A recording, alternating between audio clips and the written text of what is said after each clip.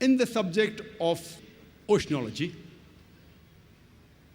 there's a verse in the Quran, in Surah Furqan, chapter number 25, verse number 53, which says that it is Allah subhanahu wa ta'ala who has let free two bodies of flowing water, one sweet and palatable, and the other salty and bitter. Though they meet, they do not mix. There is a barrier which is forbidden to be trespassed. The same message is repeated in Surah Rahman, chapter number 55, verse number 19. Maraj al-Bahrain yaltaqiyan, that we have let free two bodies of flowing water. Though they meet, they do not mix. There is a barrier, there is a barzakh, which is forbidden to be trespassed. When the commentators of the Quran, when they try to understand this verse, all of us know very well, and we knew it earlier also, that there are two types of water, sweet and salty. But they could not understand the verse of the Quran, which says that there are two types of water, sweet and salty.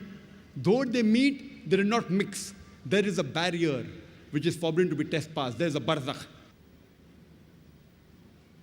The Mufassireens, the commentators could not understand what did it mean. Today, after science have advanced, we have come to know that whenever one type of water flows into the other type of water, sweet water flows into the salty water, it loses its constituents and gets homogenized into the water it flows. This transitional homogenizing area, according to the Quran, is called as the barzakh. It is an unseen barrier. And this has been testified and verified when this verse of the Quran was shown to Professor Hay, who is a very famous marine scientist and a professor in oceanology in the University of Colorado in USA. And he said that what the Quran mentions 1400 years ago has been testified by science recently.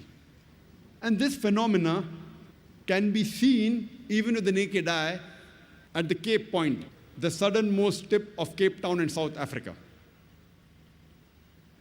where one type of water flows into the other type. We even see that the colors of both these waters differ.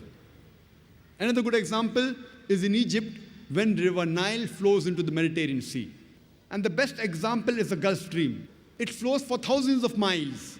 It starts from the Gulf of Mexico and goes to the east side of North America, travels upwards, then goes eastwards and travels to the west coast of Europe. It flows for thousands of miles, but yet the two waters are distinct.